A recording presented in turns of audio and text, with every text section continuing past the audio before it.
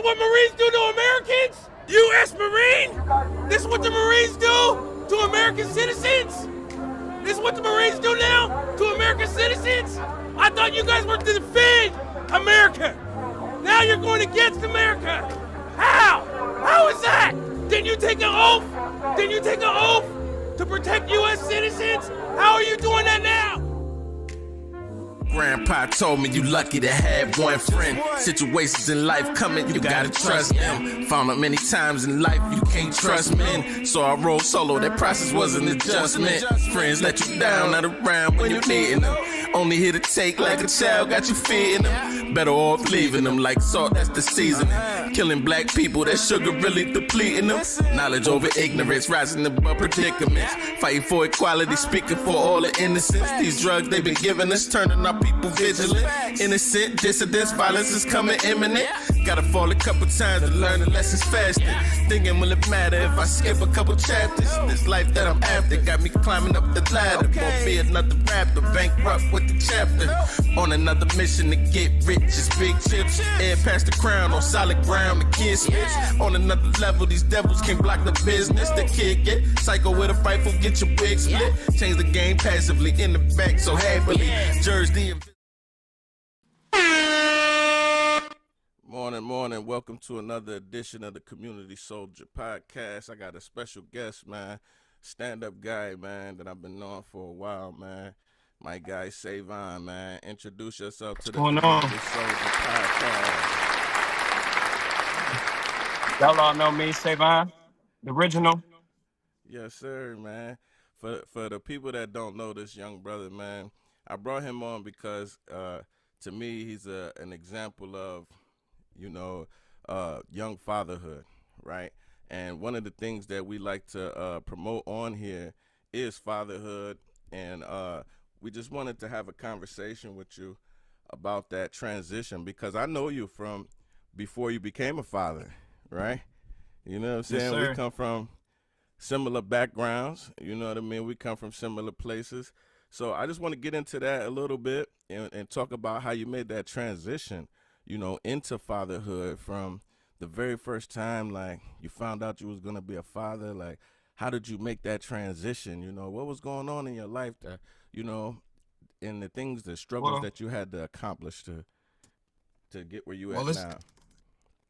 Yeah, well, it's it's definitely a transition when it came to becoming a father, because I definitely wasn't in a position to be a father first and foremost, or I wasn't in the right mindset. You know what I'm saying? I was young, I was a teenager still, just getting through high school. What made me even realize I'm going to be a father is the fact that how much I did wrong, you know what I mean? And then when it was time to do something right, that was my opportunity. So I turned it into, I got to stop doing all the things wrong, and I got to focus on what I got coming now. And that was my child, my first daughter, one of 5 now. So, like I said, being young, being in high school, I was 17, wasn't ready to be a dad, didn't have no money, didn't have no job, didn't have nothing going on. All I knew how to do was get in trouble at that time. You know what I'm saying? I ended up getting my first job at Taco Bell. I worked there for about a year and a half, and my baby came along, and outside of working and seeing my daughter grow up, it just inspired me and motivated me to keep going, and it never stopped since then. I've been working since 17. I'm 32 now. Didn't had a job every year of my life, and it's ongoing. I'm gonna retire this way. Yeah. What would you say is the biggest challenge, like, that you faced being a young father? Definitely being black and wanting the same type of rights that the mom has. And this came along after I realized we wasn't gonna be a family or together or in a relationship.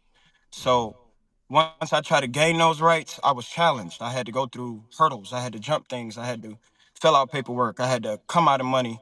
I had to come out of time. I had to just be there and spirit in person to show that I wanted to be a part of my kids' life the same way their mom was. So Mm-hmm. um, that was the most challenging part for me, as far as in seeing my kids and having my kids. But I took Yeah. all the ropes to do so. I didn't wait years or nothing. I just, as soon as it came about, I acted on it. Yeah. So you took responsibility head on. You didn't wait. No, not at all. And Yeah. I was a single parent from 18, so I didn't even get a relationship. I never got a family with my first child. I was a single parent from 18 all the way till I was about 24, and then I met someone else and I had a kid with them. Um, and the story became another story again. Mm-hmm. But all through each time of me having a child, I just always went and did what I had to do as far as in me being involved with my kids. I didn't wait around for nobody else. I didn't really like permission or someone telling me when I can get my kid or see my kid. So I avoided all that by all means. I never went through that in my life because Yeah. I went and did what I had to do. You know what I mean? Mm-hmm. So I don't really see excuses when guys say they don't want to be a part of their kids or the mom don't allow them. I get it's to an extent, but you got all power to go down there to the front of the Mm-hmm. court and be a person just like they Mm-hmm. are. You could be a Yeah. parent just as much as they are. It don't Yeah. matter if them people put you on some type of payments. We all know that comes with Michigan. You know what I'm Yeah. saying? Child support, pay it. You know what I'm saying? But you're gonna get your kid at the end of the day. Your kid gonna respect you more. They get to have a father. You know what I'm saying? That Yeah. little money will go. You know what I'm saying? That ain't, it's light. Yeah. You know what I'm Yeah. saying? Just work. Work a job, they'll take it and you ain't gotta worry about it. You know what I'm saying? I've been doing Big it sign. for, like I said, since I was 17. You know what I'm saying? Got on child support when I was 18. You Mm-hmm. know what I'm saying? And I've been paying it faithfully. I've been incarcerated behind child support twice in my life. Mm-hmm. You know what I'm saying? Yeah. Letting it catch up. You know what I'm saying? Not working. Yeah. Let's talk about that though. As far as the child support system, like, is do you see it as helping your children more or harming your children? It's actually harming my children. I'll say that because the money that they take from me isn't an amount that can take care of them. It can maybe buy them a meal or buy a pack of Pampers, maybe two, but it don't do much. The reason why I say it harms them because if I fail to pay that, I'm going out the picture. You know Mm-hmm. what I'm saying? I'm head of the household when it come to my kids. I take care, I provide everything necessary. So if I'm going out the picture, then that harms my kids in a way where they gonna struggle and they not gonna have things.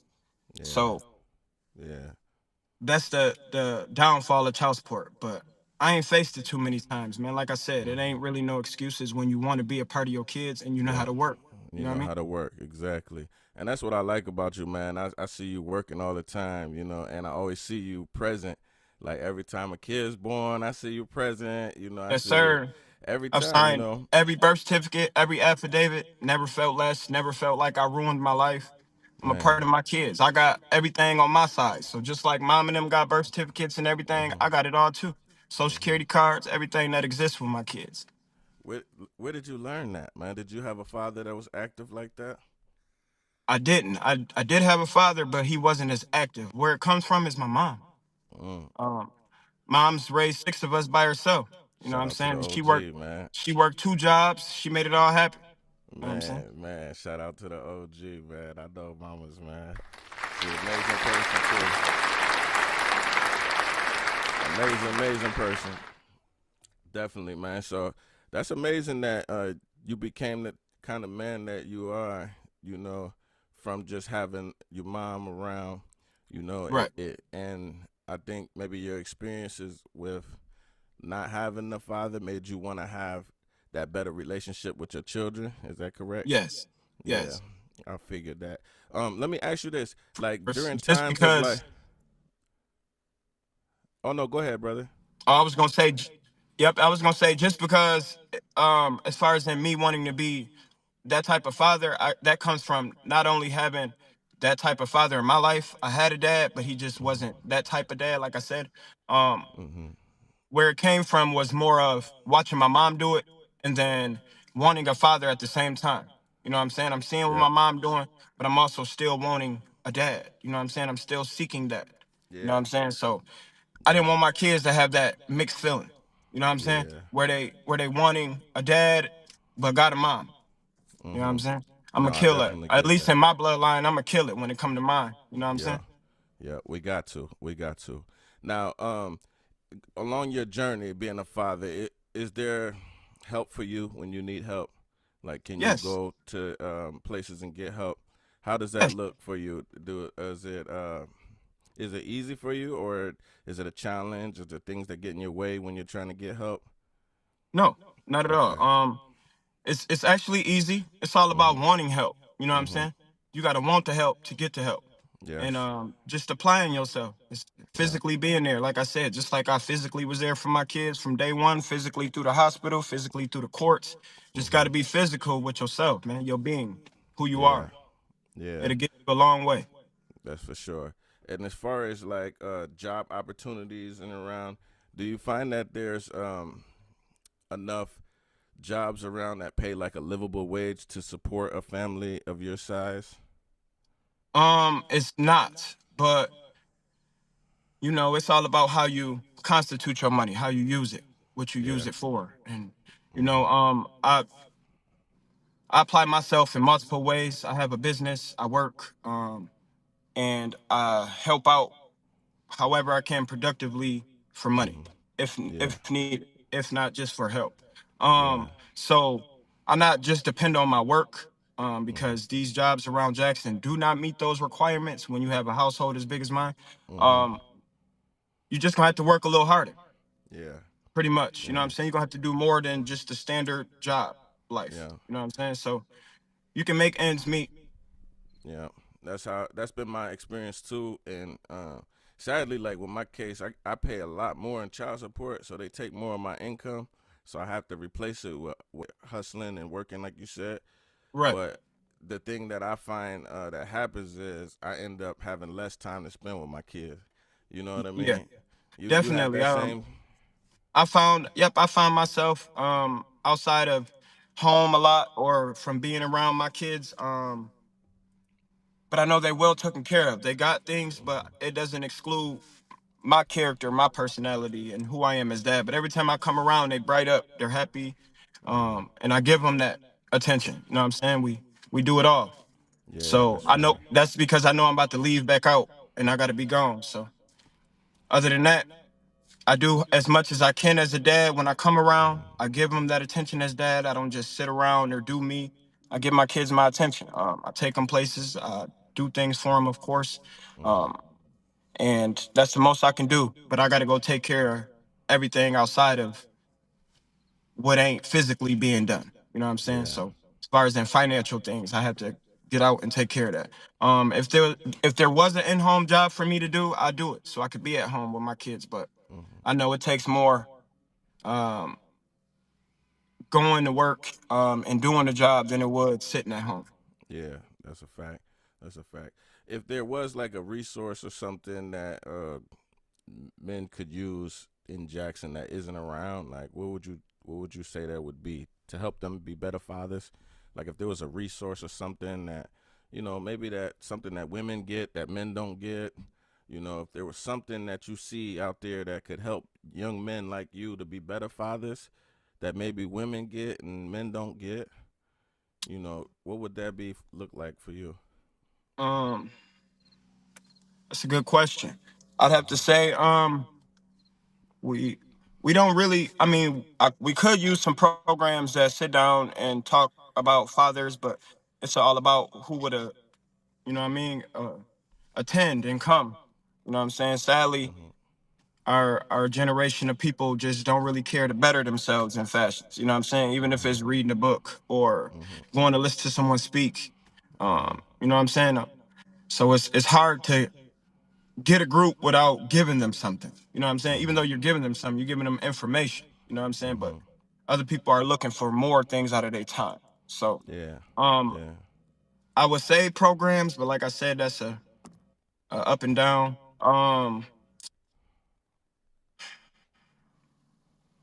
We need I can say we could use some more rights as fathers when these kids are born. Hmm. I'm not sure what resource that could be or Maybe Um, it looks like a child support advocate. You know, having someone that can go on the court and argue for you. Maybe it looks right. like that. You know. And when you taking care of your kids, like as long as I still don't Mhm. understand why I'm on child support, but that's just how this state works. I take care of my kids fully. My kids' moms would say so. You know what I'm saying? There will never be, oh, he doesn't do what he's supposed to do for his kids. So why am I Mhm. paying child support? It's because it's a state thing. Yeah. Yeah. And sadly, what you see is, I know we lost it for a second, but what you see is with the child support You know what I'm system. saying? As a black man, as a young black father. Yeah, yeah. And when we see most of Sorry, that I got a money just phone goes, call. that's all right. When we see it, most of the time, most of that money goes back to the state anyway. The children don't receive the majority of it. So really, it hurts the children more than anything, and it builds bitter relationships between the fathers and the mothers, and it just creates division.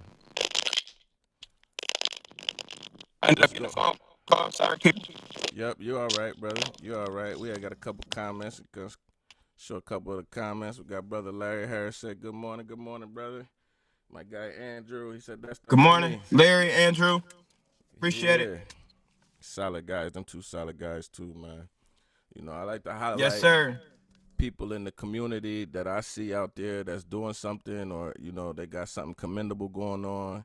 I like to highlight those type of people, and I wanted to have you on here because I thought you would be a good inspiration, especially to young brothers.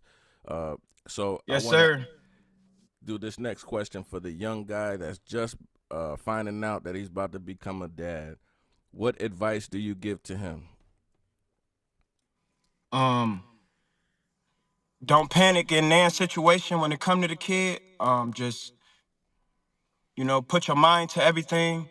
Trust everything, and don't second guess how you got to be a father. Just be what naturally comes to yourself.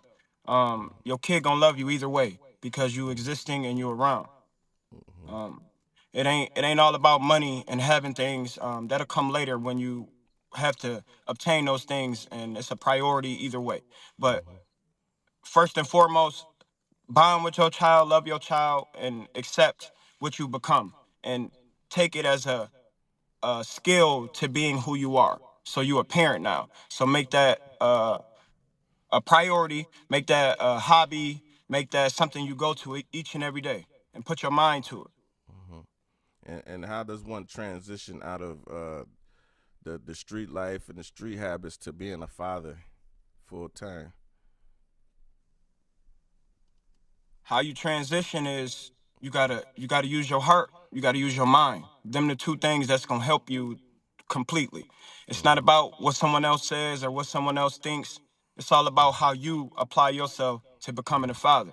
You know what I'm Yes, saying? sir. And taking up ownership to being that person and wanting to be a part of your kid's life and see them grow better than you did in ways that you didn't, and obtaining things in life that you didn't have or get to. You know what I'm saying? You want the best for your kids. So Facts, you just gotta love your kids, and you gotta rightfully think for your kids all the time. man. So your heart and mind.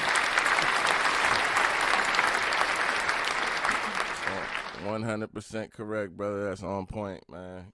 I love it, man. It's great to see a young brother like you with this mindset because it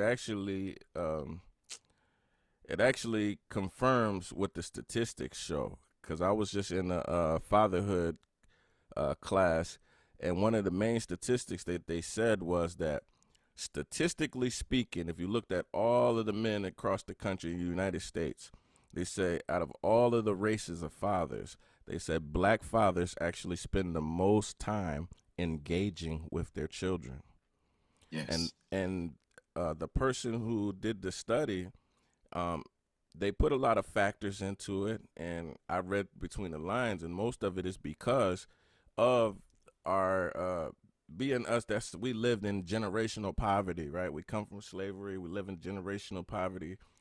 That creates a closeness in family that we kind of stick together traditionally, and being that systemically, right?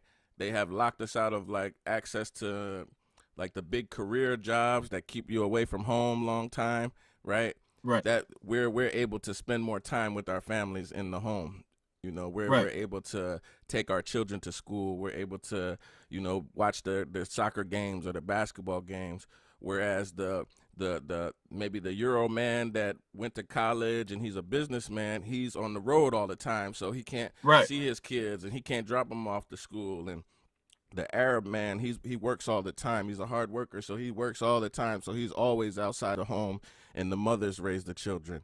But they said in the black home, we actually spend the most time engaging, raising, educating, and being there for our children. So that actually Right. kills the false stigmas that we're not fathers.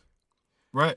Because how could we be the most engaging with our children and then be not present at the same time? So it's not the truth that we're absent fathers. Most of us are there. We're present. We're definitely present. Yes, sir. That's why I'm We glad to definitely highlight there. you. Yes, sir. What my guy Misery said, he said, "You're doing the right thing. Will make everything full circle with your children."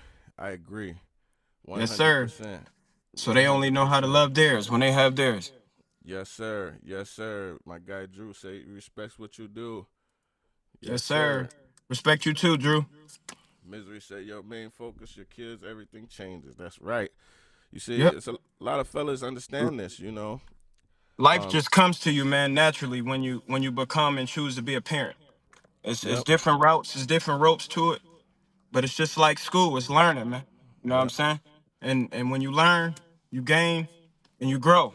You know what I'm saying? And then it just becomes natural. And I say that because I've had other kids down the line, and parenting ain't hard for me, man. I'm always gonna be a part of my kids. Mhm. Each and every year, each and every level they get through, I'm always gonna be there. I'm always gonna take heed in who they are and that they my children. You know what I'm saying? They come from me. So I That's could never right. not want to be. You That's right. Speak know what on I'm the saying? importance And of why it's important for young, especially young males and young girls, to have a father. Why is that so important for their development? it's so important because it's balance. You know what I'm saying? You can't become who you fully are without having a balance. You know what I'm saying? You're gonna struggle in life when you just raised singly. You're gonna come with capabilities and a lot of things that you learn from that one parent. But as far as in that part where you don't know how to deal in life, that's because you missed that other half of your parent. They were supposed to Mm. teach that part to you. You know what I'm Yeah. saying? You can't expect just your mom or just your dad to teach you completely everything in life. As far Yeah. as in how to feel, how to approach, how to address something, it's got to be a balance. It's got to be between a man and woman. You know what I'm Yeah. saying? That's how you was made. So you Yeah. going to need them in life. You know what I'm That's a saying? fact. I always tell women like this, like, you know, a woman can raise a boy, right? But she can't teach Right. him things about being a man, like, um, you Not know, fully, no. some of the things like emotional regulations, what to do with our testosterone, this energy we got inside of us. You Right. know, she can't teach us really what to do with the women in a situation because a lot of times, mama, she comes from the aspect of being a woman, so she's gonna raise you, you know, to treat women a certain way or do things a certain way, but it's always gonna come from a woman's A aspect, woman's perspective, right. right? And we see that could lead young boys into getting played, like. Hmm. You know, we know how women can be these days, you know. They can be Yeah. ruthless, you know. So if a young So boy is out here giving away all of his money, you know, he can be, you know, turned into something else really quick. right. Um, so you don't learn these things unless you have a male that can show you these things, that can teach you these things, what to do with a woman when you get into an argument and Right. things like that. You know, I had a dad, but he was a hardworking dad, but I got to watch him. You know what I'm saying? I got to watch what happens when his wife pissed him off and, you know, he'd go in the basement, hit the body bag. You know what I'm saying? I'd watch him Right. take his anger out on the bag or something, but he never took it out on us. So those was lessons that I got to learn. You know what I mean? But if you don't have that, you don't know what to do in those situations and you might do something wrong. Right. So Um, definitely. I just want to touch back because I was gonna touch on stepfathers. You know what I'm saying? Mad respect to people that step up and help kids that ain't theirs. Of course, you know what I'm saying. That's a big thing too. Hmm. But what I wanted to draw back to was when I said I didn't have a father to do things that I'm doing now.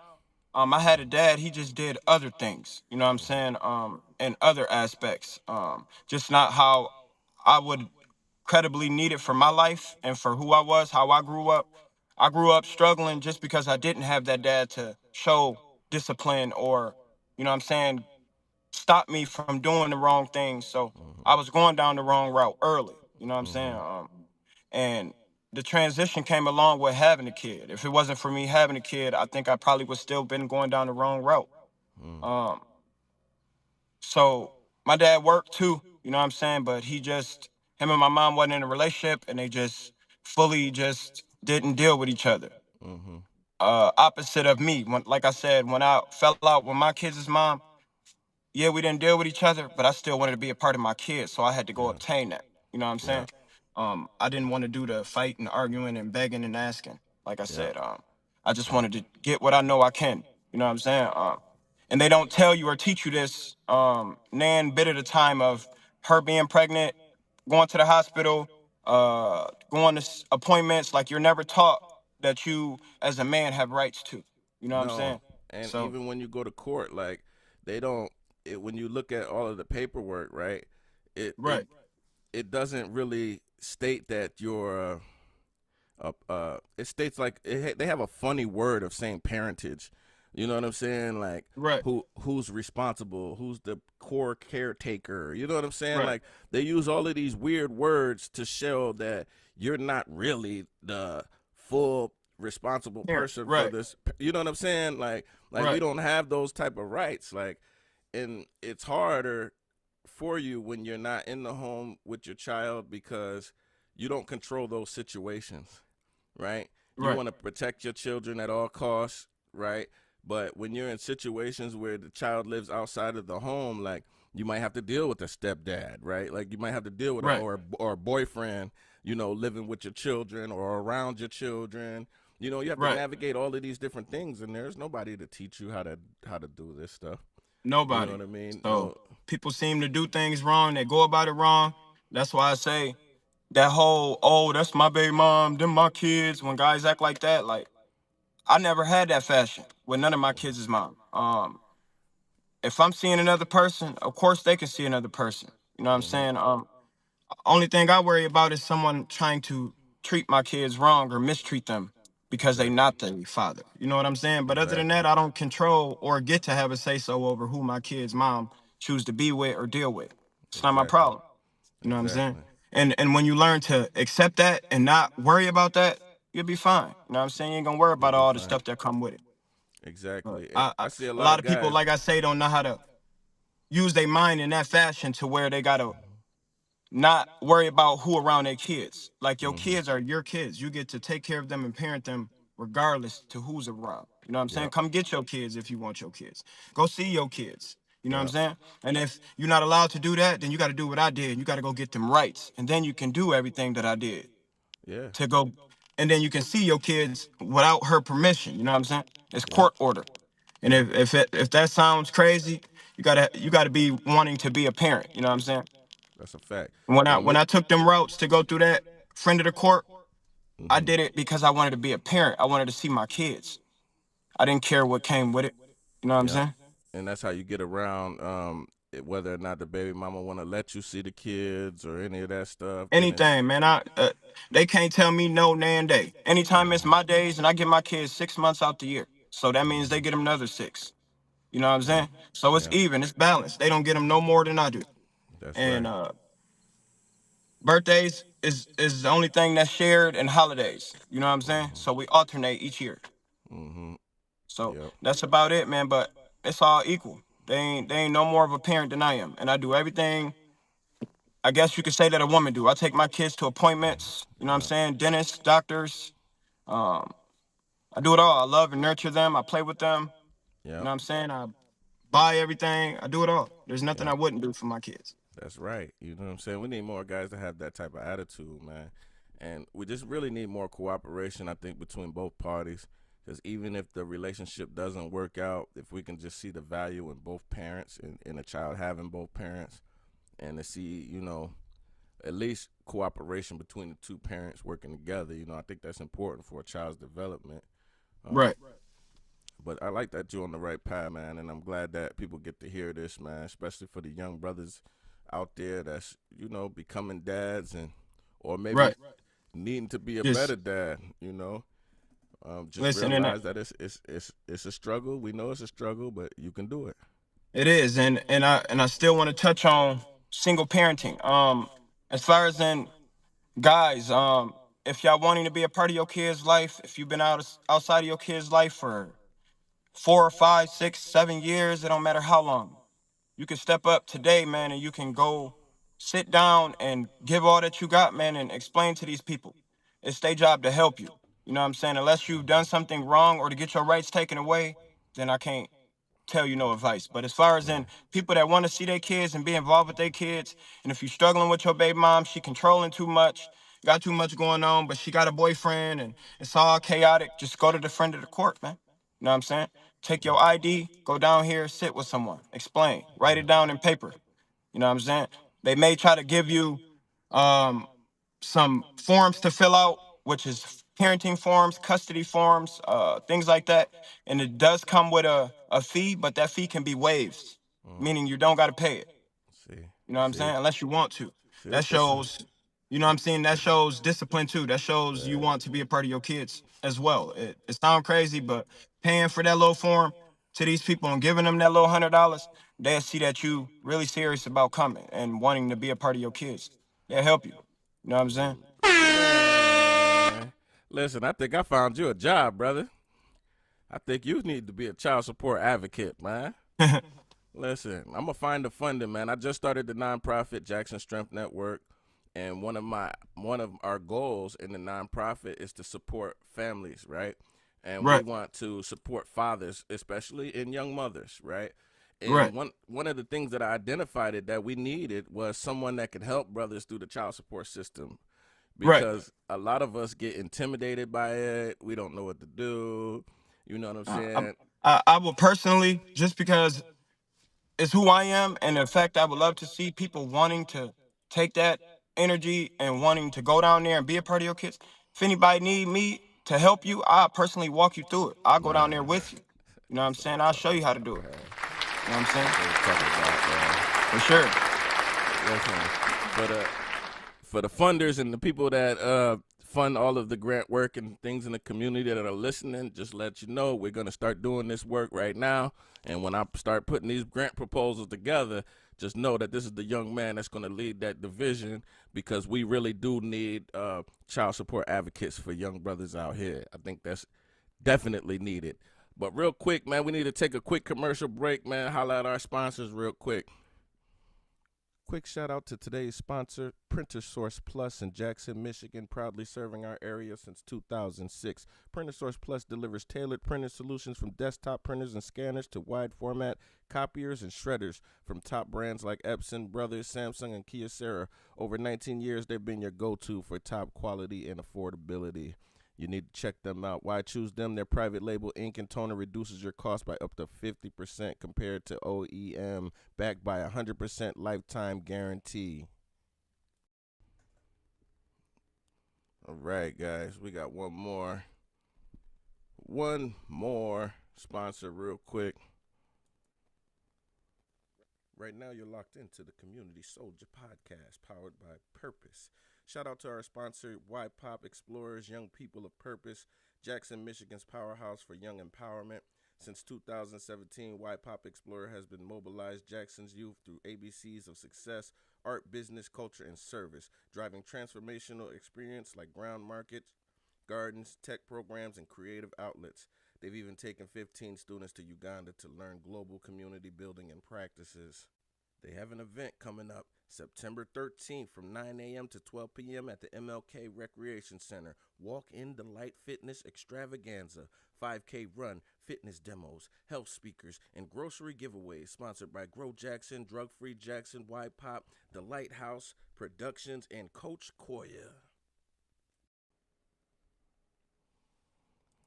Want to know how y'all feel about this real quick, man.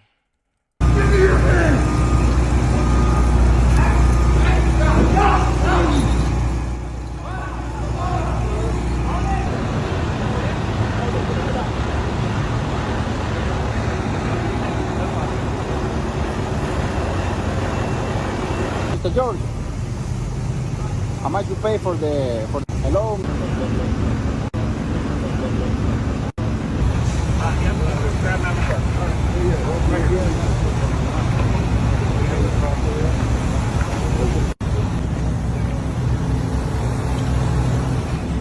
The superintendent, he wants to see the warrant.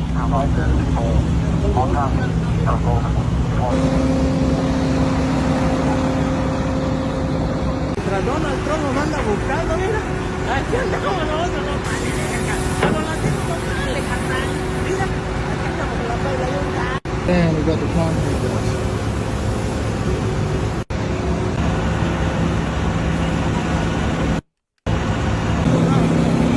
Gotta move out, boy.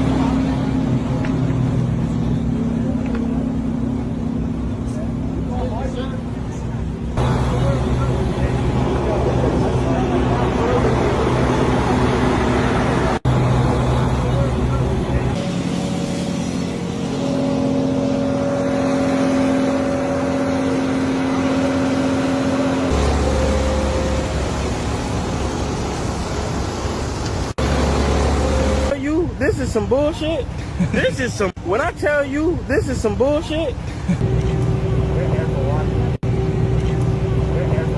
Where was you hiding at? Hey, give me something. I don't understand. Where was you at? Inside, head back to the office. There's nothing else. One floor above us.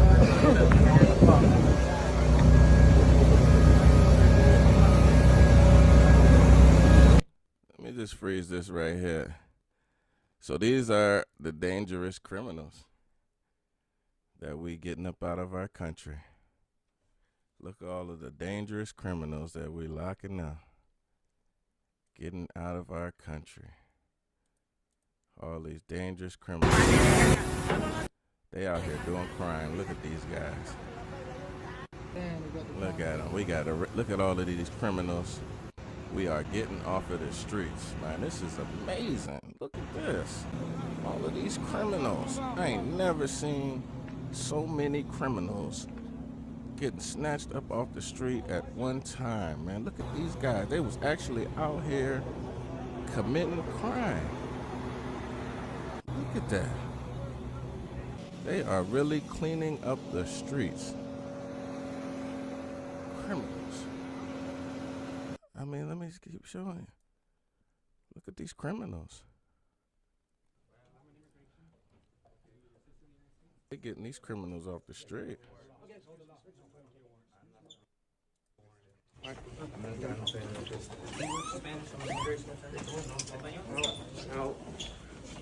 No. All right, sir. You're being detained. You have the right to remain silent. You don't have to answer any of their questions. Sir, how are you feeling right now? Can I ask your reaction? No question. No question. What country are you from, sir? Don't answer any questions. Get up out of here. Look, they getting aimed. Don't fucking push me. You're taking him before I can take a phone number from him? You need to stop. You need to stop kidnapping people off the fucking street. 100%. You just dragged him away when I'm trying to call his family for him. We're making an arrest. You need to stay Show back me from your my arrest red. warrant then. Show me your arrest warrant. I don't need to show you anything. Yeah, because you're a fucking liar. You're not an interested party. You have no right to see that. Stop! You guys are kidnapping people off the fucking street. We good? Yep. Yeah, because what? Because someone came over to help them, you have to rush and get them in the fucking car? You're being obnoxious in the lady. Not being obstructive. You're being obnoxious. This is 100%. 100%. You guys have no conscience. Yep. If you're doing something right, take your mask off then. Yeah, you're being cowards. And unmarked cars. I was trying to help them and you have to hurry up and get out of here? F you.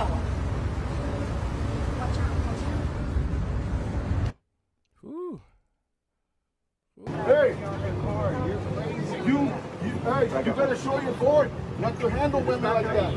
Hey. Here goes some more. They arrested some more criminals out here doing crime. You're on my job site. Just back up. No, you're on my job site. Just back up a little bit. You're on my job site, man. You can talk. You can film all you want. Just back up a little bit. Hey, take off your mask. Who are you? Who are you? Who are you to give me orders? Yeah, my job's here, and you're invading it. And now you're a terrorist with a mask on the face. You're a terrorist, dude.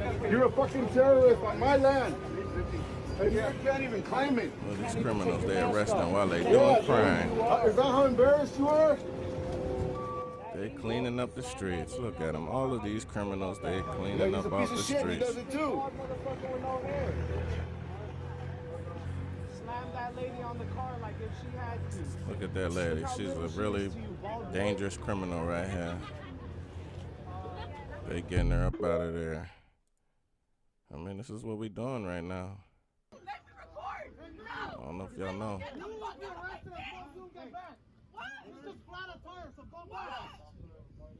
even know what to say. You're fucking stuttering, bitch. You'll get arrested as well. For what? For impeding an arrest. I'm not impeding shit. Yes, you I'm are. recording you. Get back. Oh, look at his face. Oh. Hey, Google me. Oh. Oh, somebody had a radio. That's my husband. That's my husband. He's a fucking U.S. citizen. So that's my husband. He's a U.S. citizen. Hey, don't be. What the? Move back, man. He's under arrest. Hey, move back. He's under arrest.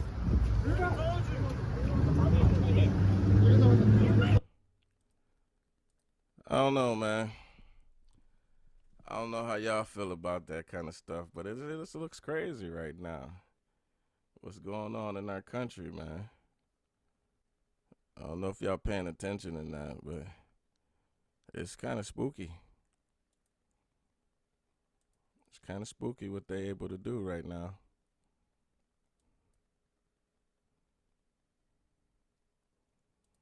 I don't know if y'all paying attention or not.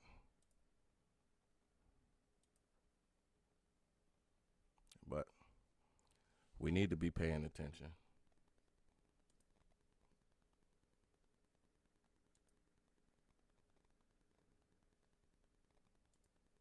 Let me show y'all one more. Oh, we got my. I'm back, buddy.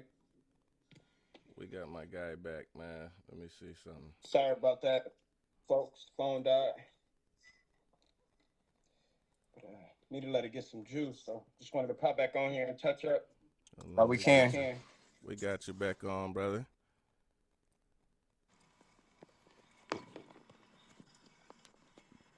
Yeah, so let's get back to this conversation, man. I forgot where we left off, but I know we were talking about the need for the child support advocate, and you said you would be there to help anybody if they needed it. How can Yes, they contact sir. you? You can reach me by Facebook, or you can reach me by my phone number, which is 517-414-3227, and then I have an alternate number. It's 517-344-9691. That's what's up. And also, And I'm willing to walk anybody through and help you fill it out, show you how to take it back, show you how it all works. That's what's You're up. gonna be successful with getting your kids. Yeah, you see what I'm saying? We need that, man. And shout out, plug in some of your businesses, man. I know you do the tent services. Yep, just tenant. It's detailing within. I wrap cars. I haven't fully got into wrapping. I gotta still gain some more materials and all the stuff I need.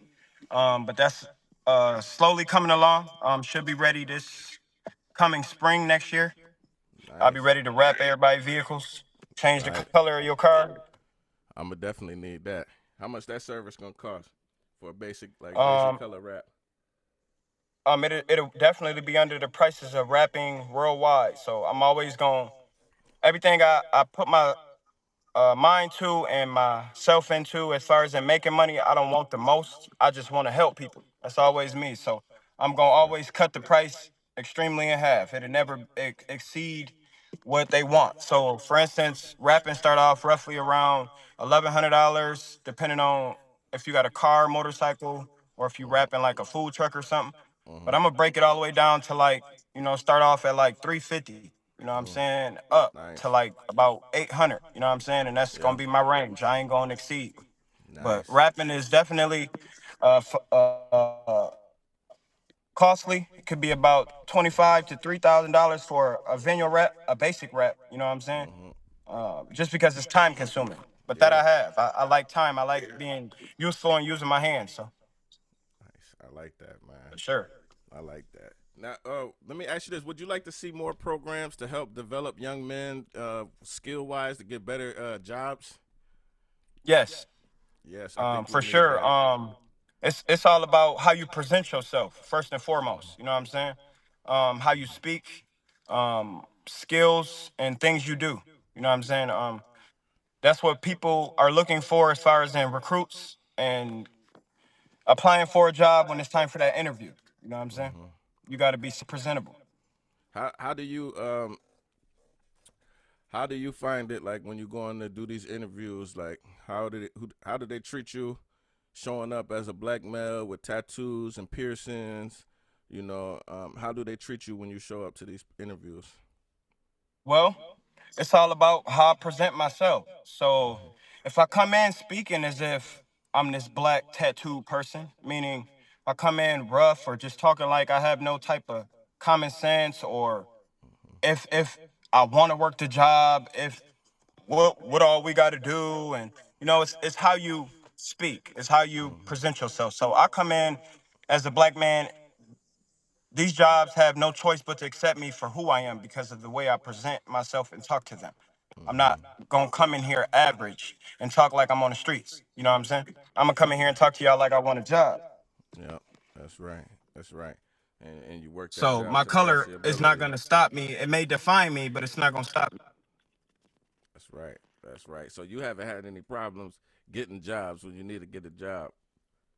No, not at all. These tattoos ain't stopped me. My color ain't stopped me. That's right. That's what And I like to hear. I worked in very factories around here. I worked in our hospital. I worked in care homes for nursing and work, taking care of old people. I've been around, so there's nothing that your color gonna stop you from doing. It's all about how you are as a person. Mm-hmm. Nice. Now, before we go, is there anything else you want to give? Any advice you want to give, or anything else you want to say to the people before we get out of here? Yes, as a community, we just need to come together more as people.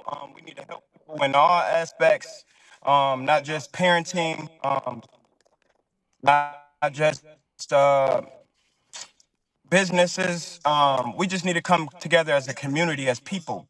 We need to be more loving and caring for each other because we all we got. We all gonna survive and die in the same city. You know what I'm saying? We all can only gain from where we all at. You know what I'm saying? Ain't nobody above nobody, ain't nobody better than nobody. So it's better to come together as one than to be nothing. You know what I'm saying? Definitely. We could definitely be a better community and a better city, and Jackson can be highlighted in ways where it's less crimeful. You know what I'm saying? Like, oh, when you enter this city and come here, it's not the worry of crime. It's more of it's comfortability here. You can trust people. We're gonna help people that ain't got nothing or that's down. You know what I'm saying? Just always be there for the next person. That's all you can do. Mm-hmm. And lastly, I always ask everybody this question: if you had all of the money in the world to change or to fix one issue in Jackson or to add something to Jackson, what would it be? Um,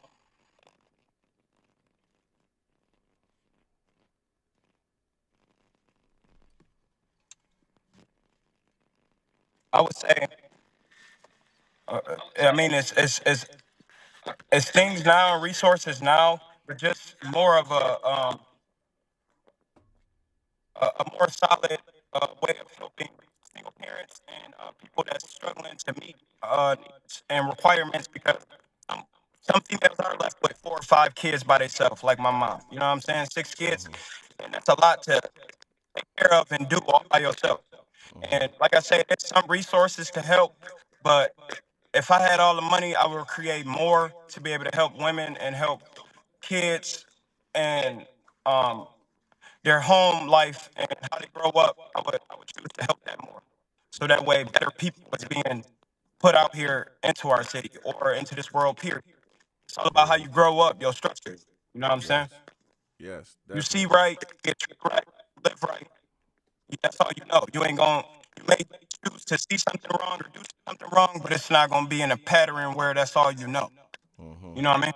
Because of like the great thought. So you gonna know right over wrong. Definitely. All right, my guy, I appreciate you for tapping in with us, man.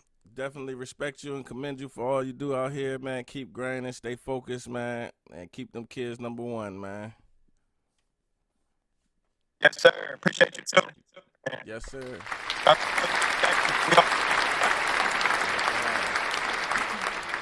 Salute you, my guy. We'll catch you next time, brother. Quick shout out to today's sponsor, Printer Source Plus in Jackson, Michigan, proudly serving our area since 2006. Printer Source Plus delivers tailored printing solutions from desktop printers and scanners to wide format copiers and shredders from top brands like Epson, Brothers, Samsung, and Kyocera. Over 19 years, they've been your go-to for top quality and affordability. You need to check them out. Why choose them? Their private label ink and toner reduces your cost by up to 50% compared to OEM, backed by 100% lifetime guarantee. I told me you lucky to have one friend. Situations in life coming, you gotta trust them. Found out many times in life you can't trust men. So I rolled solo, that process was an adjustment. Friends let you down, not around when you're needing them. Only here to take like a child, got you feeding them. Better off leaving them like salt, that's the seasoning. Killing black people, that sugar really depleting them. Knowledge over ignorance, rising above predicaments. Fighting for equality, speaking for all the innocents. These drugs they've been giving us, turning our people vigilant. Innocent dissidents, violence is coming imminent. Gotta fall a couple times to learn the lessons faster. Thinking will it matter if I skip a couple chapters? This life that I'm after got me climbing up the ladder. Won't be another rapper, bankrupt with the chapter. On another mission to get rich, just big chips. Air past the crown on solid ground, the kid spits. On another level, these devils can't block the business. The kid get psycho with a rifle, get your wig split. Change the game passively in the back, so happily. Jersey. Good morning. Welcome to another edition of the Community Soldier Podcast. I'm your host, Justin Counts, and today we got my guy Adam from right away here today. Everybody, welcome my guy Adam. Welcome.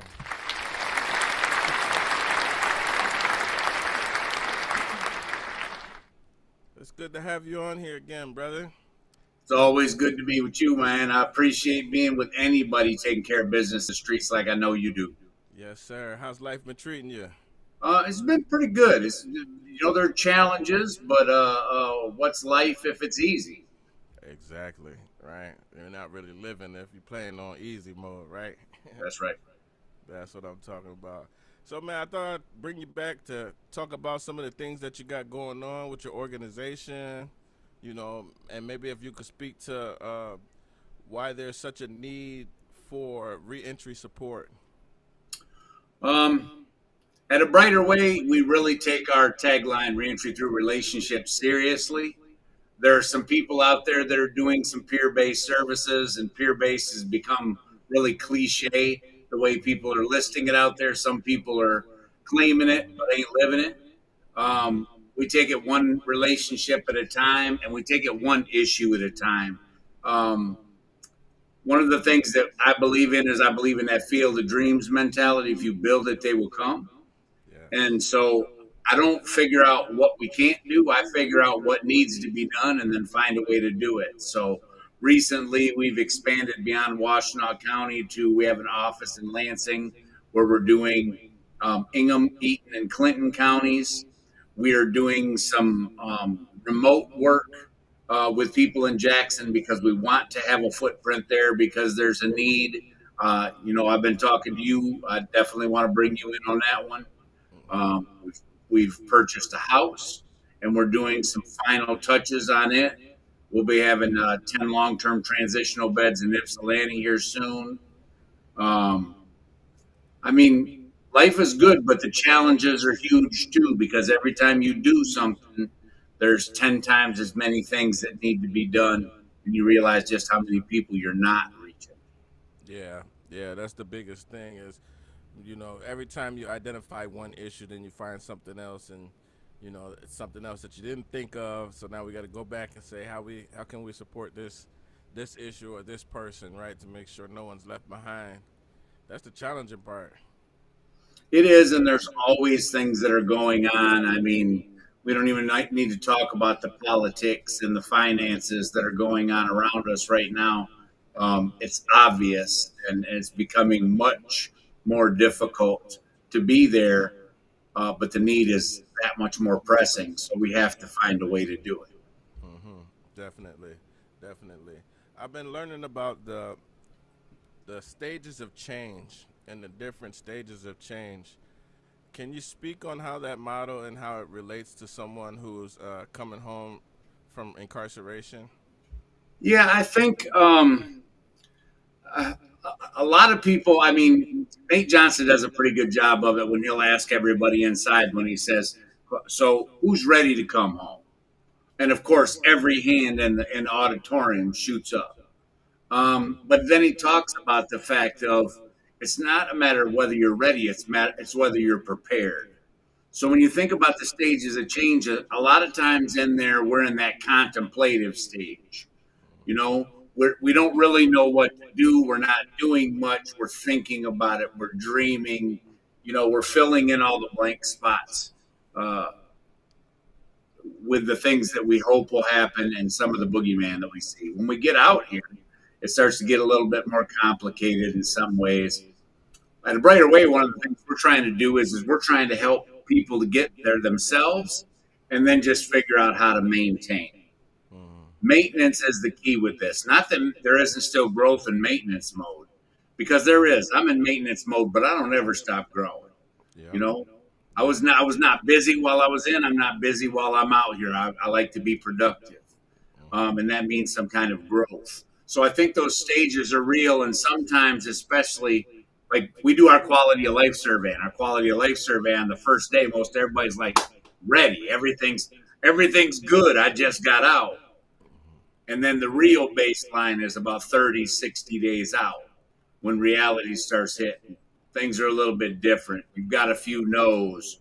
You're finding out that housing's going to be different. You might be on your mom's couch a little bit longer than you planned. And so I think that's kind of what we do is we do a side-by-side model with people wherever they're at. I don't care if you've fallen off the wagon. You know, we're there to just let you know the wagon still exists. Yes, definitely. Yeah, and I've been learning that when we understand those phases of change, it makes us more effective in helping people, right? Because we can do, like you said, we can meet them where they're at and help them get into that maintenance mode, you know, so that they can get some growth and some development. Yeah, it's hard to meet people where they're at if you don't understand where they're at, and that stages of change helps you to really understand. It doesn't do any good to deal with somebody as if they're contemplating change when they're pre-contemplative. If there ain't nothing wrong with what I'm doing, and you're trying to get me to contemplate, that ain't going nowhere. Yeah. You know, you just try and get people to draw their own conclusions. You know, get them to develop some kind of discrepancy. If you want this, but you're doing this, what are the odds of reaching that? Yeah, that's why everything that you're doing at Brighter Way is so important, because I explain to people that sometimes, you know, when we're in these stages of change, right, if I'm contemplating on this change, I'm contemplating on how to do something, I might not know how to make that change, right, and I just need to be paired with someone who knows how and that can actually direct me and guide me in that process and say, hey, this is how you do it, you know, then that actually helps get me into the next stage of change. Yeah. And somebody who's been through similar struggles too, so they're not saying, "Oh, it's easy." It's not. There's a lot of these things that are really difficult to contend with. I'm the executive director of an organization. I make a decent wage. But when I get turned down for housing, when I'm trying to get an apartment above my mother-in-law so that she can age in place, you know, that stuff that still isn't cool. And some of those old tendencies still want to come out because you want to go on somebody's grill, Yeah. you know, Yeah. but that doesn't accomplish anything and it makes it worse. Yeah. And I think that's the part that we can kind of share with them is be like, listen, man, I don't expect you to be perfect. It's just about progress and doing better. And you're not alone. I tell Q this all the time. I said, you know, he says, am I ready for this? I said, I don't know if you're ready for this. I wasn't ready for it when I had the position. The advantage is you got me. Yeah. Yeah. You know? Exactly. I'd like to start up either a weekly or monthly like Zoom network call for people that are formerly incarcerated, for supporters, where we can have just a weekly or a monthly tap in and check in. Just have a community for people a place where we can have like-minded people meet up regularly and bounce ideas, share stories, encourage each other, basically keep each other going. Yeah, I mean, I love that idea because I went to a Park Ridge event. I think it was last weekend, and ICPJ. Don't ask me what it's. Something for peace and justice. I know that. I'm terrible with my acronyms right now. But they asked a question: when do you feel safe? Which is to me is a pretty powerful statement because a lot of people almost never do. But my immediate response was when I'm in community, not just when I'm in the community. When I'm in community, when I'm amongst people that I know, are there, to edify, to pick us up, to make us stronger, and who are paying attention to one another. I mean, that's where I feel safest, and I think that's what you're talking about doing is building community, giving people a safe space. Yes, because there's not too many places where I can go and take my mask off and be my most authentic self, and just to be able to have a place to express things that people from society generally wouldn't understand, right? Yeah. If I've just come home from prison and I'm having trouble with, working a feature on the social media, I don't really have many people that I can ask without feeling, some type of way about it, or them feeling some type of way about having to teach me how to do this task Right. that they see as a menial task, right? So we don't have a safe space where we can be like, hey, man, I'm tired of these damn self-checkout machines, what's the other way around it, Right. And then they still ask me for my receipt when I walk out the door. What kind of stuff is that? Yeah, you know what I mean? But Mm. some of it, it could be helpful. It could be useful to us if we learn it and if we get someone that could teach us in an environment where we can feel safe about asking for that help. So I think it would be beneficial for us, especially between the two of us working different counties, to build up that global network throughout Michigan. I think we can really tap in with all the organizations and the people that we know. We can build up a really huge network of support that could pretty much blanket the whole state. Yeah, I think we could too, and especially when people knew that, you have to view it as an opportunity, not something you have to go to. And sometimes you'll go to it, and sometimes you won't. And I think that's the key for people. You got enough people. One week you may have a dozen people, and another week you may have 100. Yep. But I think having what do they say? What do they say in sports? The best ability is availability. Yes, sir, is availability, because you never know what it might be. Yeah. And you just never know what a day might bring, There's a lot of brothers that are reaching out, and they want to make changes in their lives. They just don't know how. There is no DHS for us. You realize, no, in no city, no state, there is no place for the formerly incarcerated person to go to, this is the roadmap to change. Right. And I think we need that. And since we don't have that, I think we can build it through a network. And I think that's what Jackson Strength Network is going to be about, is just building those pieces together and connecting this web together so that we can all reach out and reach the resources that we need. We can reach the help that we need, and we can just create a strong network of people, that do for ourselves. Yeah, and I think that's the idea of reentry through relationship too. It's not only on the individual relationships; it's relationships between agencies. Like, I'm not trying to come down there and take over anything. What I want to do is I want to work with Jackson Strength Network. I want to be somebody who helps to make those connections. Yes, sir. You know a lot of the resources down there in a way that I couldn't possibly. So what sense would it make for me to try and do all the things that you're doing instead of working with you? And I think when we start to do things like that, when we go back to that cooperative model instead of that competitive model, we get a lot further. We have to pool our resources, and we forget this one fact. Yeah. We are our resources, Yeah. and so we have to pool that idea and take care of one another. That's the main thing that we've been trying to get organizations to understand, that we don't want to replicate any services, and we don't think that it's necessary to replicate services. So there's already organizations out here that are doing the work. We want to connect people to you. We want to help bring people to you, and we feel that by working together, we create a stronger network. We show up as a stronger force, and if we work together, that gives us more power, more equity, and more sustainability. Yeah. So I think like building these type of networks is what's going to help get everyone else to fall in line, per se, not fall in line, but to join up. I'm gonna say. Sure.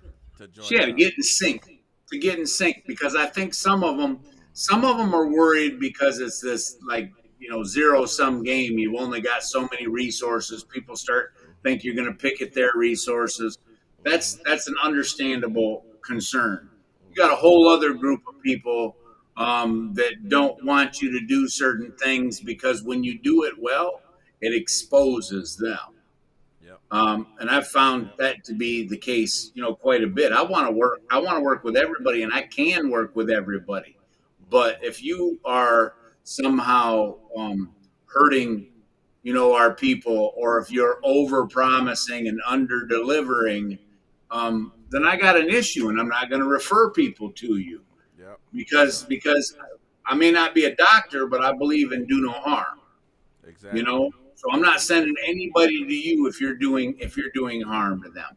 And that's why I think that was one of my biggest reasons of when I started to do this network. I said I want to make sure that we can hand off people to people that we trust, right? And we can't trust people if we don't know what their organization is about, if we don't see your organization out here really doing the work.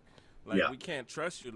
I trust you, and I know what you are as a person because I've seen you out here. We've been out in the community doing the same fight, working the same spaces. I see you all the time, so that I know I can trust Adam. So anytime I have a brother or sister that I know that's in your space or in your area of control or where you could reach at, definitely I'm sending them to you because I know you. I know we already established this relationship. So if all organizations started to do work like that and start coming with that mindset, we would get more referrals from cross agencies, across the cities and across different spaces that we don't always get those cross referrals, right? Yeah. I know in Jackson we struggle with that. If someone walks into an office for substance abuse help, right, and he's a veteran or he's someone who's formerly incarcerated, we don't always think to make the next connection to the next agency, right? Yeah. And I think we can do a little bit better with that, with just some networking. I think we can too. Like one of the things that I'm really trying to do, especially here in the Lansing office. The Lansing office, everything to me is when you do something for the first time, it's proof of concept. So I'm trying to prove the concept here of creating this kind of reentry hub. So I've got more space than I need on purpose so that I can do like some of these shared office spaces, but all for reentry and social services. So I don't want to have to say, go down the street to see somebody. Here's a bus pass to go downtown to see somebody else. I want to say, you need to take care of this. Let's walk across the hall and talk to Justin. Let's go across the hallway and talk to Jennifer. I want to have all those things there so that they can have a day. They come out there, there's a day, they see a brighter way, they see all the agencies that they need to. Secretary of State's already signed on to bring the mobile unit there quarterly. We're looking at Jordana to bring the recovery mobile unit, things like that, just so that people have the opportunity to come, to be in community, to not be judged. You got to get up here and see the office too, because I did it myself, because this is one of the things that I want done.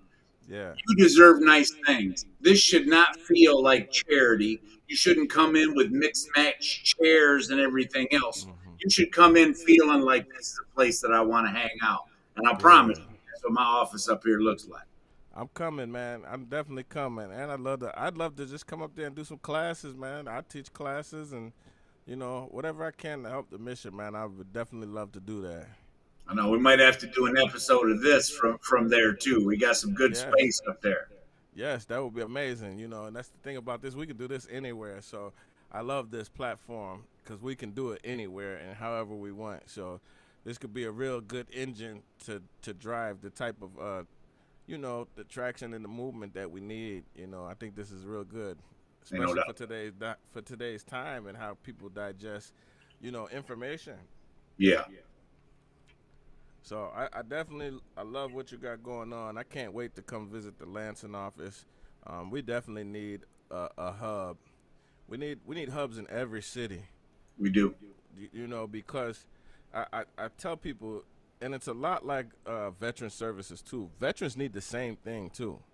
That was one of the correlations that I made when I started doing this. I said, formerly incarcerated people and people who return back from society from the military are often the same in a lot of ways. They suffer from the same problems, need a lot of the same services and the same help, and the veterans really just get left out. There really ain't too many, peer-to-peer related services for them. And True. It's funny, but so I said, how can we combine these things? And I started to think about combining them, and I just started realizing, like, we just need a hub of a place where people can come and get this specific information, right? When a person that's formerly incarcerated, you coming home, like you said, you need help looking for work, you need help for housing. I need to know, where's all the felon-friendly landlords? Right. DHS doesn't have a list for you for that. Like, where's the high-paying jobs for felons? The guys that have skills, that come home that do have skills. Where are the factories and the jobs that are going to hire me? Little things like that we need resources for. We need a center, a central location for that, so that people can know this is where I go when I need it, just like for DHS, for anything else. Yeah, and we need to create some of these opportunities that are a little bit different than the typical model too. This is the second time I went out to Homeboy Industries this year to their international gathering. And granted, Los Angeles has basically got the population of the state of Michigan. So what you can do in Los Angeles is different than what you can do in any of the cities in Michigan. But the basic concept to me is really what I'm moving towards, this idea of social enterprises. So you have some revenues where you're taking care of a portion of your own budgets, where you have the opportunity to hire people so that they become more employable and learn those skills, and you have training programs within them. But most importantly is those first initial intern positions where what I ask you to work on has nothing to do with my job. I want a stipend for you so that you can work on yourself, and then we can bring you into where you're working on yourself and on a business, and then eventually working in a business, hopefully in a field that you want to do, for several years. But you know as well as I do, you come home, you ain't got time to work on yourself. You got to work on everything else. You got to piece 2 or 3 part-time jobs together to try and make ends meet. You don't have time to do these things. It's partially our job in this space to make sure that people have time. We had all the time in the world sitting in there, and it wasn't being used properly. We have little time out here, and we're being pulled in every direction. Man, I love that. And I had actually wrote this down the other day. I'm going to send it to you. Imagine if we had a program where, because one of the things I realized, like, to make sure that we don't leave anyone behind, to help someone, we have to first sometimes heal the trauma, right? Give them some tools and resources to deal with that trauma, whether it be the anxiety that's left over, the depression, the emotional regulation. They need those tools of healing. They need that, those tools, those resources before we can actually build them up skill-wise, before we can send them out to go get a job. You have to address those issues first. So imagine if we can do like retreats for people when they come home, right? Where we take a retreat and we take you out of your environment, because we understand the environment is everything, right? Yeah. We take you out of your environment, get you away somewhere where we can have a nice retreat. We can get some good, mentors can come speak, get some motivational speakers, maybe have a couple classes throughout the trip or whatever the case may be, the weekend trip. Really have good workshops for people. So that way when they come home, you can get them in a good space of healing. For one, start working on some of that trauma, some of those things that they have going on, building those relationships, and then hitting them with some of the skill building before they're just forced to go out to the world and forced to do everything that they got to do. It will be nice to be able to take people away from that.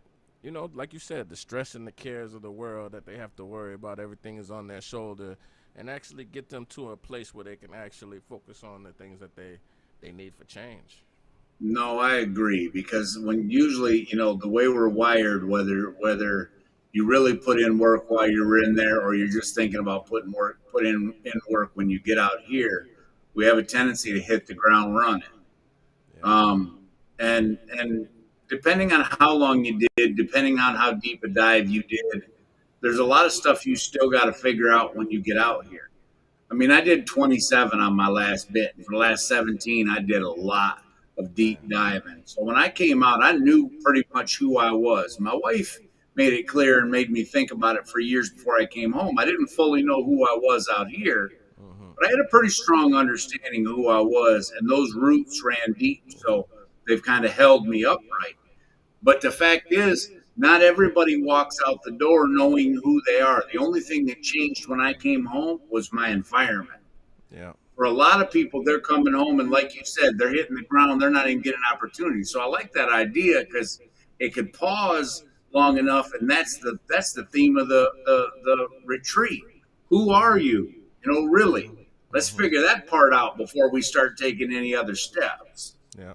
Yeah, that's so true. I remember when I first came home, I couldn't imagine, first of all, doing 27 years. I did 2.5 years, basically 3.5 years altogether, because I did a year in the county jail before I even went.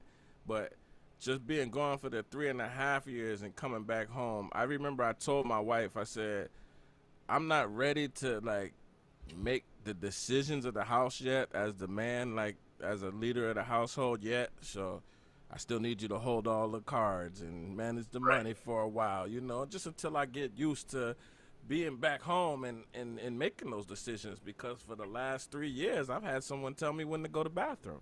Right. And it becomes habit after a while. This just becomes your life, Right. So I couldn't imagine going through that many years of it and then coming home and having to restart all of those things all over again and relearn, Those are the things that most people don't get to hear. No, and people who've done a lot of time too can relate to this, because what you were saying just made me think about this. Even some of the adjustments that you make while you were in there. So I always joke about the level 4 bladder. When you got a toilet right there on the other side of the room for you, your bladder gets smaller because you don't wait as long. And so when guys come out here and they have to go to the bathroom every 40 minutes, those are the adjustments that you have to make. So there are so many different things that we oversimplify, not just as men, but people who are incarcerated, but especially men. We have a tendency to oversimplify and think that we can just muscle our way through anything. And we don't use. I had somebody, I will say this, early on in my bid, when I was just bumping my head on everything and everybody, who said, "What?" We almost fought over this too, because he said, why you keep using your weakest weapon?" Now, I just got in a fight. He's talking about my weakest weapon. He's like, "You're smarter than 99% of the people I know. Why aren't you using your head for something else than to take knots on?" And so I started working smarter instead of harder. And we got a bunch of people who think that they're not as smart as they are. And if we can get them to understand that and see how they've been really smart and managed to survive in areas that a bunch of people wouldn't, they would be a lot more effective in this world than they have been. That's a fact. You're dropping jewels right there. That's definitely a fact, man. You know, it's all about that mindset and the support that you have when you come home too. Like, and that's the thing that we want to get people to see is that there are a lot of people out here that are ready to change. They ready to change their life, but the way the world and society is structured and set up against us, it's hard for us to change without the proper resources and the proper support system around us, because there's so much going on that can cause us to go back, right? There's so many factors and so many things that can happen in a person's life that can cause you to go back there.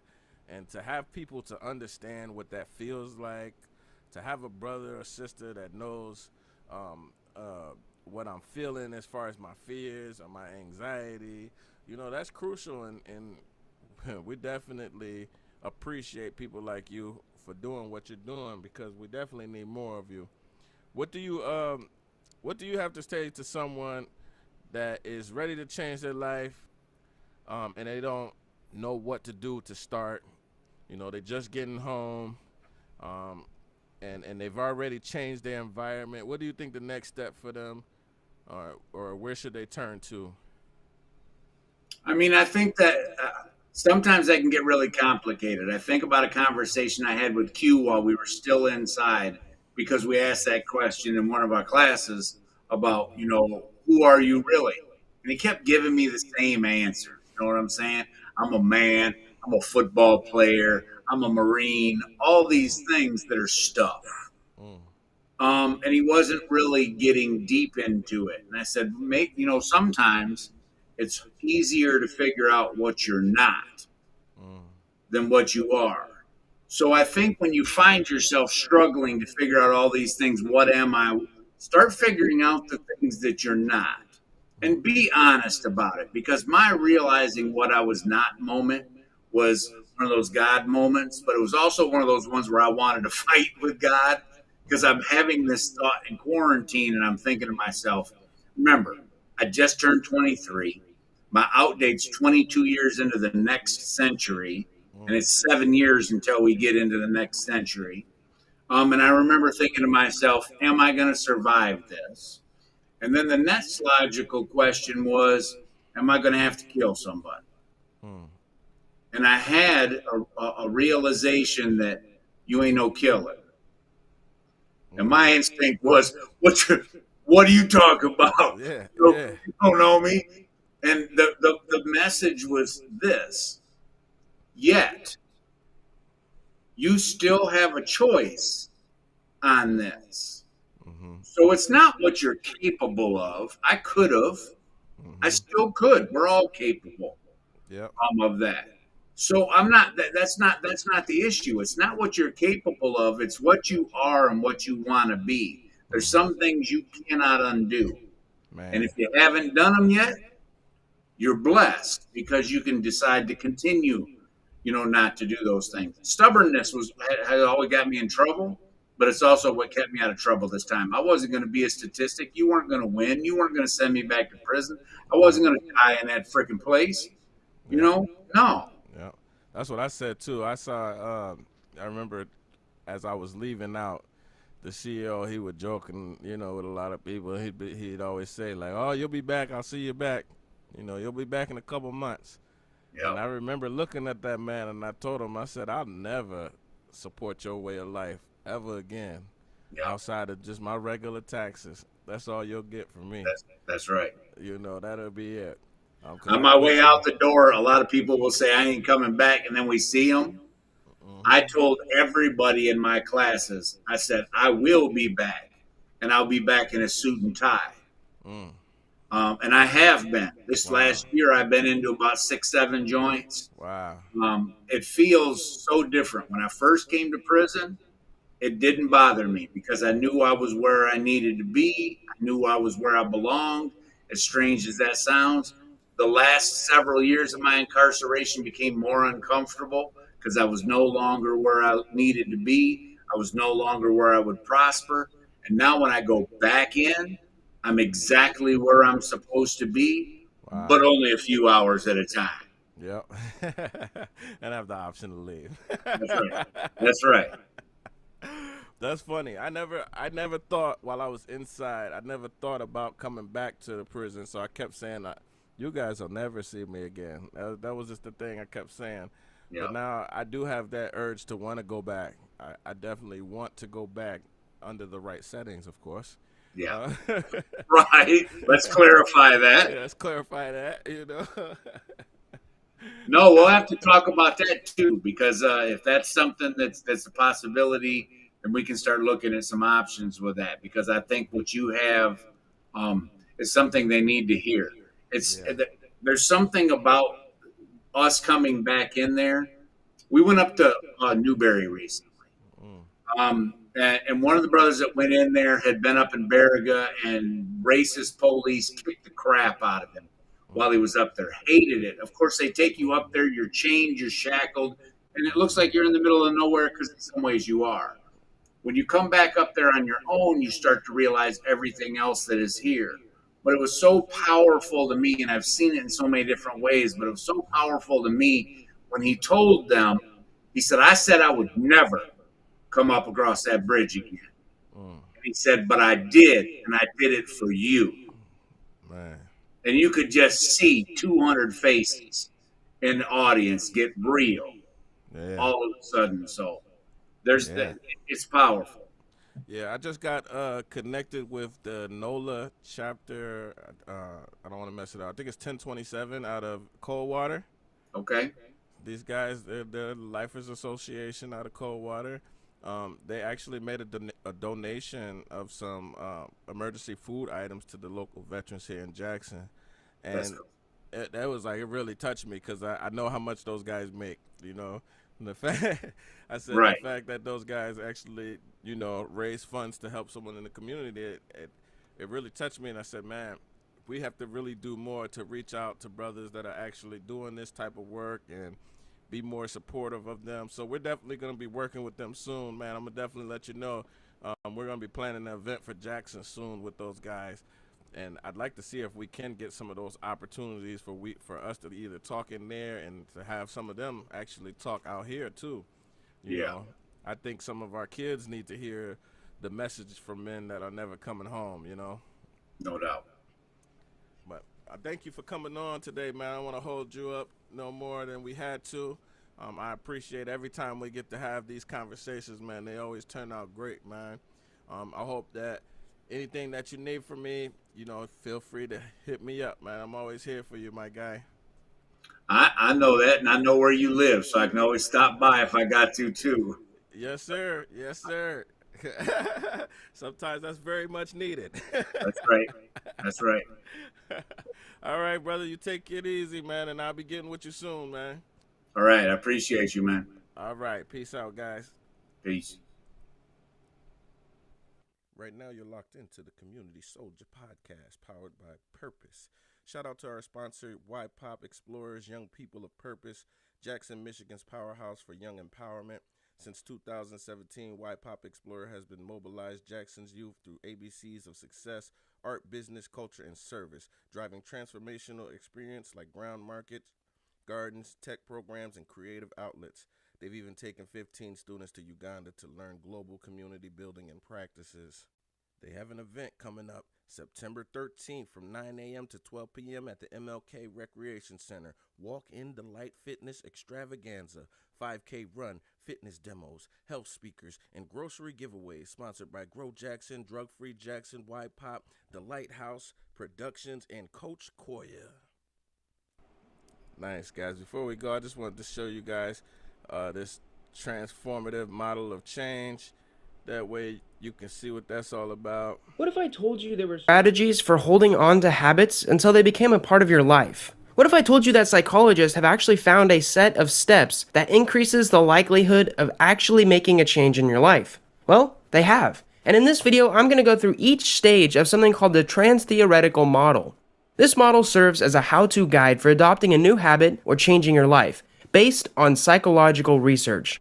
People who successfully move through the first 5 steps of this model are much more likely to actually stick to their goals and adopt positive habits. This information is useful whether you want to quit smoking, whether you want your partner to go to the gym more often, or any other habit that you want in your life. Understand these steps of change, and you can help transition yourself or others into a more positive, happy, and healthy person moving forward. So, what are the stages of change? Now, this model was developed in the 1970s by James Prochaska and Carla Di Clemente. Prochaska and Di Clemente had been studying people who tried to quit smoking. They found that simply taking action didn't actually set people up for long-term success. They had to want to quit smoking before they could take appropriate action and actually stick to their goals. Permanently changing a behavior or picking up a habit does not happen overnight. Some of these steps will last for months at a time before a person is ready to move forward. If you want to see a loved one quit a bad habit or start a new one, it's important to be patient with them. And even if your loved one is in denial, they might be in the first stage of the trans-theoretical model, and this means there's an opportunity for them to move forward. So step 1 is called pre-contemplation. The first step of the model is a pre-contemplation stage. A person in the pre-contemplation stage may be months away from actually taking action.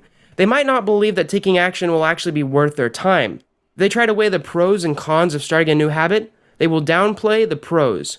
So think about some habits that you know are good for you. Maybe you think that a vegan diet would help you reduce your carbon footprint, but you don't think that the high prices of produce or saying goodbye to dairy is worth the switch. At this point, you would be in the pre-contemplation stage. More research is needed before you can fully get on board with the idea that veganism is a worthy lifestyle choice. It's time to ask yourself some questions about your health, your diet, and your carbon footprint. Now, in order to move out of the pre-contemplation stage, the person needs to look within. A shift in perspective is necessary before the person can see that their actions are hurting themselves in the long run. They may have a hunch that a change needs to be made, but the brevity of their current actions just isn't apparent to them. But after it does, they move on to step 2, which is contemplation. Once a person really starts to think about the consequences of their actions or inactions, they enter the contemplation stage.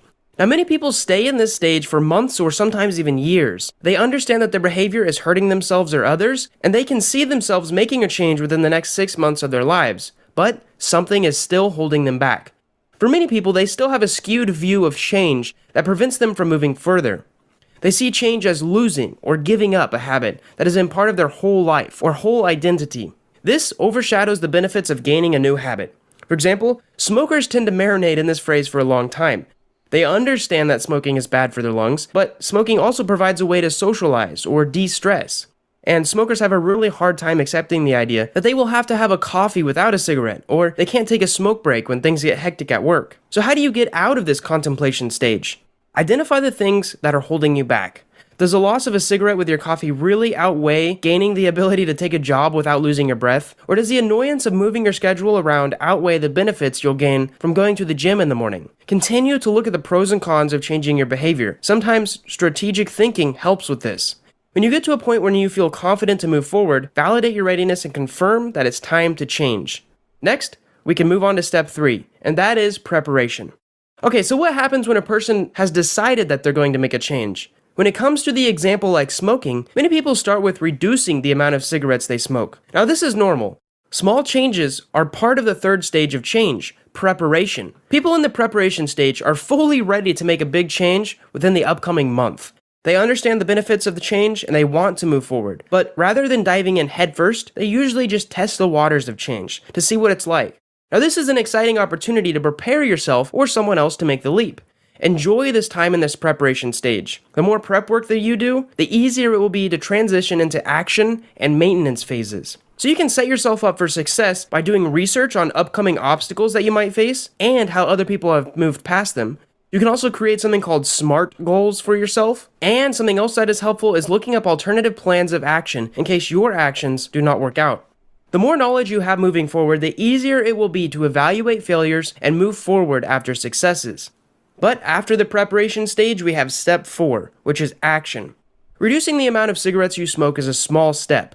Putting down the pack for good is a giant leap. And at this point, a person has entered the action stage. It's important to remember that the first 3 steps provide a foundation for the action stage.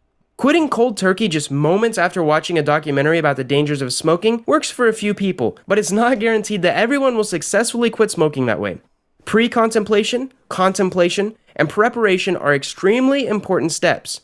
After all, you have to want and know that it's time to change. If you think about it, this is why New Year's resolutions don't always work out. We make these resolutions in December and give ourselves less than a month, sometimes even less than a week, to prepare. Without a plan of action or a support group, action only leads to insurmountable obstacles. Preparation helps to prepare for those obstacles and have a plan, not if, when you encounter them. But the preparation and the research doesn't just stop when the action phase begins. If you're ready to take action, know that your journey is far from over. You should continue to seek out support groups and other outside resources. And whenever you do encounter success, be sure to reward yourself. Now, usually the action stage lasts for around 3 to 6 months, in which the person will likely face multiple obstacles and sometimes dance with relapsing or going back into old behaviors and habits. Next, we have step 5, which is called maintenance. Once a person has kept up with their change, whatever that is, for at least 6 months, they enter the maintenance stage of change. Now, relapse is still possible, but a person in the maintenance stage feels more confident in their ability to stick to their change in behavior. For any habit, temptation will continue to pop up during this phase, and if you want to avoid a relapse, it's important to know that these temptations exist and to have a plan to avoid them. It's also important to know that relapses may happen. The more honest you stay with yourself about this possibility, the easier it will actually be to recover whenever a relapse happens. Lastly, we have step 6, which is relapse. Because relapses happen, they just do. When it comes to substance abuse, the relapse rate falls between 40 and 60%. It can be hard, even after 6 months or 5 years, to avoid temptation, because falling back on old behaviors is normal. What you do after a relapse, though, will determine whether or not you stay in the model and continue to change. For example, shaming yourself for relapse is not always healthy. Taking the time to honestly look at what triggered the relapse, though, that is very healthy. Look closely at what barriers you face and when those barriers become too much. Now, this information can help you moving forward. It's always important to keep your vision in mind. Pull what you learned from the first 3 stages of the trans-theoretical model, and then you can start over again.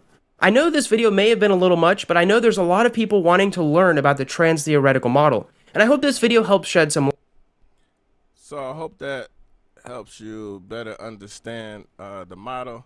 I think that helps basically wrap up what you were saying, and for people that don't understand the model, that gives them an insight of some of the basics of the verbiage and the language of the model, because you mentioned the maintenance stage, and I wanted people to understand this key point before we chap out. You know, just because we help someone, or you yourself may be in that maintenance phase, like you said, sometimes it takes a person longer than 3 to 6 months. You might stay in that maintenance stage for 10 years, 15 years, 20 years. But it's imperative for people to understand that though you're going through these different cycles of change, just because you do relapse and you do mess up, it isn't the end of the world. It doesn't mean that you're still not in the cycle of change. It just means that we have some more work to do, right, with the preparation, planning to prevent the poor performance, right? Yeah. But that's all we got for today, guys, man. Thank you for joining in, man. Hope you guys enjoyed this episode of the Community Soldier podcast, and we'll be at you guys again later on today, man. Peace out. I told me you lucky to have one friend. Situations in life coming, you gotta trust them. Found out many times in life you can't trust men. So I rolled solo, that process was an adjustment. Friends let you down, not around when you're needing them. Only here to take like a child, got you feeding them. Better off leaving them like salt, that's the seasoning. Killing black people, that sugar really depleting them. Knowledge over ignorance, rising above predicaments. Fighting for equality, speaking for all the innocents. These drugs they've been giving us, turning our people vigilant. Innocent dissidents, violence is